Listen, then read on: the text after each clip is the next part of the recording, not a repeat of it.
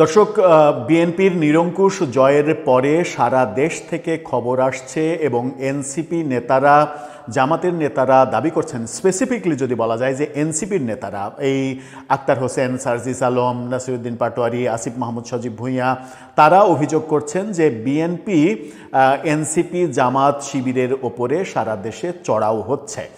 একের পর এক ফেসবুক পোস্ট, ফেসবুক লাইভে তারা এই অভিযোগগুলো করছেন। কখনো কখনো গণমাধ্যমেও এই অভিযোগগুলো আসছে।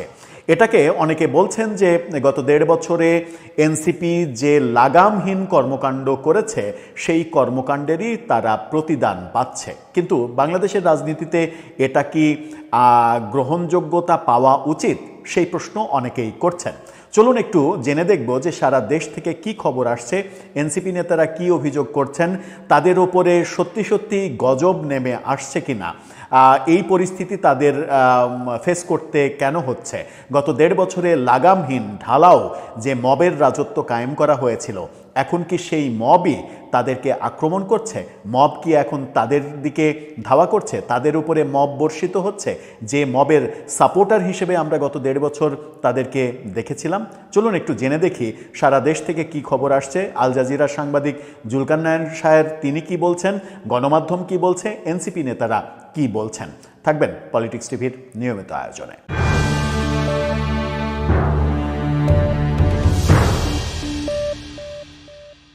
দর্শক, বলছিলাম সারা দেশ থেকে খবর আসছে। এনসিপি নেতারা একের পর এক অভিযোগ করছেন যে বিএনপি তাদের উপরে চড়াও হচ্ছে। নির্বাচনের রেজাল্টের পরের দিনই এই ঘটনা ঘটতে শুরু করেছে এবং নির্বাচনের রাতে ফলাফল প্রকাশের পর থেকেই এই খবর হতে শুরু করেছে। এনসিপি নেতারা একের পর এক এই অভিযোগগুলো করছেন। চলুন একটা একটা করে জানি আমরা যে কি অভিযোগগুলো আসছে। এনসিপির সদস্য সচিব আক্তার হোসেন, যিনি এমপি নির্বাচিত হয়েছেন রংপুর 4 থেকে, তিনি একটি পোস্ট দিয়েছেন। তার পোস্টটা দেখে নিন। সেখানে তিনি বলছেন, বিকেল থেকে হারাগাছে বিএনপির সন্ত্রাসীরা মাইকে ঘোষণা দিয়ে এনসিপির নেতাকর্মীদের ধরে ধরে আক্রমণ করছে, মারধর করে রক্তাক্ত করছে, অনেকগুলো বাড়িঘরে ভাঙচুর চালিয়ে স্বর্ণালংকার টাকা লুটপাট করেছে, মোটরসাইকেল ভাঙচুর করেছে, আগুন দিয়ে বাড়িঘর জ্বালিয়ে দেওয়ার হুমকি দিচ্ছে। ক্ষমতায় আসতে না আসতেই বিএনপি হারাগাছে সন্ত্রাস শুরু করেছে। অর্থাৎ রংপুরে এই কাজগুলো বিএনপি করছে, এই অভিযোগ করছেন আক্তার হোসেন। কিন্তু এই ব্যাপারে আমরা গণমাধ্যমে খুব একটা খবর দেখিনি। এদিকে সার্জিস আলম অনেকগুলো পোস্ট করেছেন একের পর এক। কালকে রাত থেকে তিনি শুরু করেছেন। অনেকগুলো পোস্টের কয়েকটা পোস্ট আপনাদেরকে দেখাতে চাই। এই পোস্টটা দেখে নিন। সেখানে তিনি নবনির্বাচিত এমপি, যার কাছে তিনি হারলেন, ব্যারিস্টার নওশাদ জমির, তাকে উদ্দেশ্য করে তিনি বলছেন, ব্যক্তি নওশাদ জমির ভাই এক বিষয়, কিন্তু তিনি যদি তার নেতাকর্মীদেরকে সন্ত্রাসী কার্যক্রম থেকে নিয়ন্ত্রণ করতে না পারেন, তাহলে তার রাজনীতি ছেড়ে দিয়ে অন্য পেশা বেছে নেওয়া উচিত। এই সুপরামর্শ যখন তিনি দিচ্ছেন, তখন সার্জিস আলমকে উদ্দেশ্য করেও কেউ কেউ বলছেন, গত 1.5 বছর আপনি কি আপনার নেতাকর্মীদের এই যে মব সন্ত্রাস, সেই মব সন্ত্রাস বন্ধ করতে একবারের জন্যও বলেছিলেন, নাকি নানাভাবে আপনি নিজে বহুবার মবের উস্কানি দিয়েছেন? আরেকটা পোস্টে তিনি বেশ কয়েকটা ছবি শেয়ার দিয়ে লিখেছেন, তেঁতুলিয়া উপজেলার তিরনহাট ইউনিয়নের ভাঙাপাড়া গ্রামে আমাদের নারী শক্তির এক বোনকে বাড়িতে গিয়ে পিটায়ে রক্তাক্ত করা হয়েছে, বাড়িঘরে ভাঙচুর করা হয়েছে। এনসিপি জামাত নেতাকর্মীদের উপরে বিএনপি নেতাকর্মীদের ক্রমাগত সন্ত্রাসী আক্রমণ চলছে, এই অভিযোগ করছেন। আরেকটা পোস্টে তিনি বলছেন, পঞ্চগড়ের মিরগড়ে বিএনপির নেতাকর্মীদের দ্বারা দোকান ভাঙচুর করা হচ্ছে, বাড়িতে আক্রমণ করা হচ্ছে, রগ কেটে দেওয়ার হুমকি দেওয়া হচ্ছে। বিএনপির প্ল্যান কি? বিএনপি নাকি রগ কেটে দেওয়ার হুমকি দিচ্ছে, অথচ রগ কেটে দেওয়ার রগ কাটার এই ব্যাপারটা ঐতিহাসিকভাবে যাদেরকে আক্রমণ করা হচ্ছে বলা হচ্ছে, তাদের বিরুদ্ধেই আমরা শুনে এসেছি। সার্জিস আলম রাত 11টার দিকে ফেসবুকে একটা লাইভ করেছেন। সেই লাইভে তিনি যে পোস্টটা করেছেন, সেই লাইভের স্ক্রিনশটটা দেখে নিন। সেখানে বিমর্ষ বিধ্বস্ত সার্জিস আলমকে দেখা গেছে। সেখানে তিনি বলছেন, আমাদের নেতাকর্মীদের উপরে তাদের বাড়িঘরে হামলা হচ্ছে, নেতাকর্মীদের হামলা করার আগে আমাদের উপরে হামলা করতে হবে। গুঞ্জরমারিতে আসছি, গুঞ্জরমারি নামক বাজারে তার নেতাকর্মীদের উপরে হামলা করা হচ্ছে, 3 জন এই হামলা করছে, এই অভিযোগ তিনি করছেন।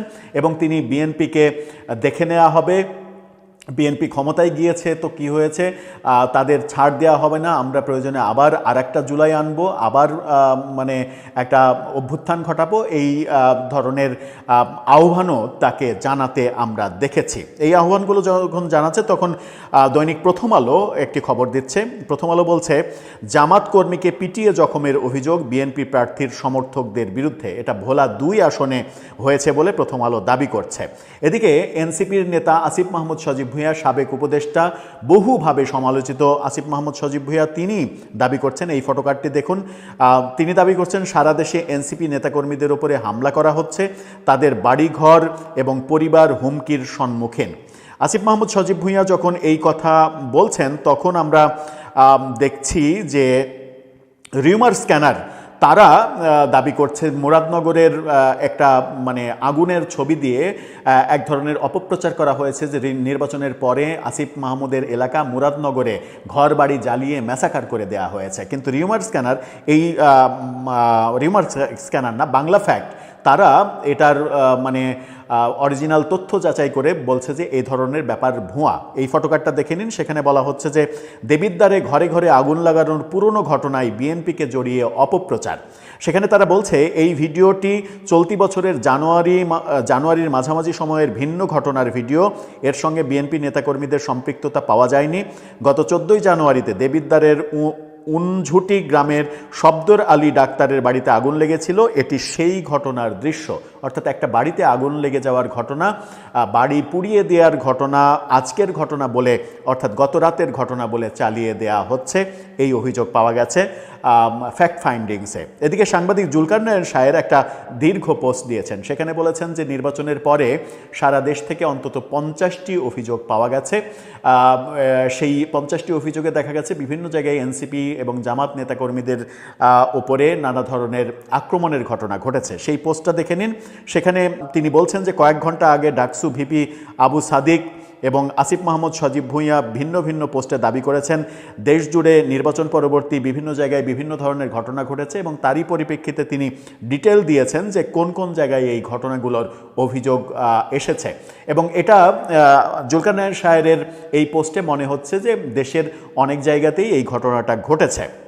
আবার একটা ফেসবুক পোস্টে দুইটা ছবি, আহত 2 জনের ছবি দিয়ে দাবি করা হচ্ছে, সেই ফেসবুক চবিয়ানের ফেসবুক পোস্ট, সেখানে জখমের ছবি দিয়ে দাবি করা হচ্ছে। সেই ফেসবুক পোস্টটা দেখে নিন, সেখানে বাগেরহাটের ঘটনা। বাগেরহাট জেলার শরণখোলা উপজেলার খন্তাকাটা ইউনিয়নে বাংলাদেশ জামাত ইসলামী এবং ইসলামী ছাত্র শিবিরের ভাইদের ওপরে সন্ত্রাসী হামলা চালায় বিএনপি সদস্যরা। এতে প্রায় 20 জন গুরুতর আহত হন, তাদের মধ্যে কয়েকজনের অবস্থা খুবই খারাপ।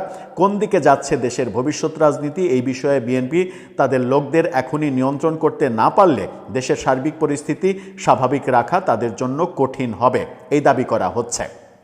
তার মানে সারা দেশে নানাভাবে বিচ্ছিন্নভাবে এই ঘটনাগুলো ঘটছে, কিন্তু এটাই কি শেষ? আমার মনে হয় যে নির্বাচনের পরপরই যে প্রতিক্রিয়াটুকু হয়েছে সেই প্রতিক্রিয়াটুকু খুব সামান্য প্রতিক্রিয়া, অনেক বেশি হতে পারতো, অনেক বেশি হয়নি। এটার জন্য অন্তত বিএনপির নেতাকর্মীদের প্রথমেই থ্যাঙ্কস দেওয়া উচিত। তারপরে যেটা উচিত সেটা হচ্ছে যে এই একটুও মানে 50টা ঘটনার বলা হচ্ছে যে সারা দেশে 64টা জেলায়, এই ঘটনাটুকু যেন না ঘটে সেই ব্যাপারে বিএনপির সচেতন থাকতে হবে, সচেতন থাকা উচিত। কারণ কোনোভাবেই আমরা কোনো সহিংস কর্মকাণ্ড প্রত্যাশা করি না, এর বাইরে আমাদের অবশ্যই থাকতে হবে। এর বাইরে যখন থাকতে হবে প্রত্যাশা করছি, তখন প্রত্যাশার বিপরীতে বাস্তবতাটা আবার ভিন্ন। বাস্তবতা কি? বাস্তবতা আমরা দেখেছি গত 1.5 বছরে যে ধরনের মবের রাজত্ব কায়েম করা হয়েছে, এবং যারা এই মবের রাজত্ব কায়েম করেছেন তাদের উপরেই এখন মব ধেয়ে যাচ্ছে। তার মানে হচ্ছে যে ওই যে প্রবাদ ইট্টি মারলে পাটকেলটি খেতে হয়, ওই প্রবাদটা হয়েছে। তার মানে ব্যাপারটা এরকম হচ্ছে যে ক্ষমতায় যদি মানে আওয়ামী লীগ ফিরে আসতো তাহলে এরকম ঘটনা ঘটার কথা ছিল, কিন্তু বিএনপি ফিরে আসলেই এরকম ঘটনা যেহেতু হচ্ছে, তার মানে বোঝা যাচ্ছে যে যারা গত 1.5 বছরে এদেশে মবের রাজত্ব কায়েম করেছে তারা আদতে কাউকেই ছাড়েনি। আমরা তো প্রকাশ্যে দেখেছি আওয়ামী লীগকে যেভাবে, ফ্যাসিস্টকে যেভাবে দিল্লিতে পাঠানো হয়েছে, সেইভাবে তারেক রহমানকে দেশ থেকে বের করে দেওয়া হবে, এমন কোনো কোনো জায়গায় এই কথাও বলা হয়েছে লাথি মেরে বের করে দেওয়া হবে। তারেক রহমান সম্পর্কে, বেগম খালেদা জিয়া সম্পর্কে, প্রেসিডেন্ট জিয়াউর রহমান সম্পর্কে এহেন কোনো বাজে বক্তব্য নাই যা দেয়া হয়নি। বাংলাদেশের মুক্তিযুদ্ধকে ধুলির সাথে মিশানোর জন্য নয়া স্বাধীনতার ঘোষক আমদানি করা হয়েছে।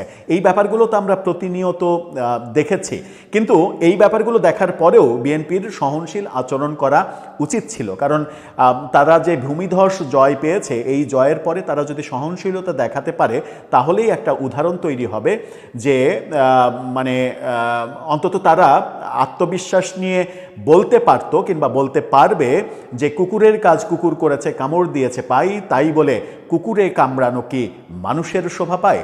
এই যে অসাধারণ কবিতাটা, সেই কবিতাটা তারা খুবই আত্মবিশ্বাসের সঙ্গে উপস্থাপন করতে পারত। কবিতার কথাটা যদি বাস্তবায়ন হতো তাহলে ভালো হতো। আমরা কখনোই, এবং আমাদের ধর্মও, যারা ধর্মের নামে বাংলাদেশে রাজনীতি করে এবং প্রতিশোধের রাজনীতি করে, তারাও বোধহয় জানে না কিংবা ভুলে যায় যে আমাদের ইসলাম ধর্মও সমর্থন করে না প্রতিশোধের কথা। আমাদের নবীজি শিখিয়ে গেছেন প্রতিশোধ নেয়ার ক্ষমতা থাকা সত্ত্বেও যে ব্যক্তি অনিষ্টকারীকে ক্ষমা করে সেই ব্যক্তি মানুষের মধ্যে উত্তম।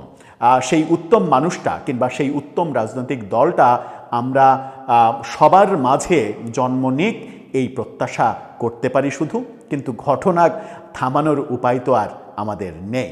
দর্শক, আপনার মতামত এই ব্যাপারে জানিয়ে লিখতে। দর্শক, সম্পূর্ণ ভিডিওটি দেখলেন, আশা করি বিষয়টি বুঝতে পেরেছেন। এই নিয়ে আপনার গুরুত্বপূর্ণ মন্তব্যটি অবশ্যই কমেন্ট বক্সে জানিয়ে দিবেন। ধন্যবাদ।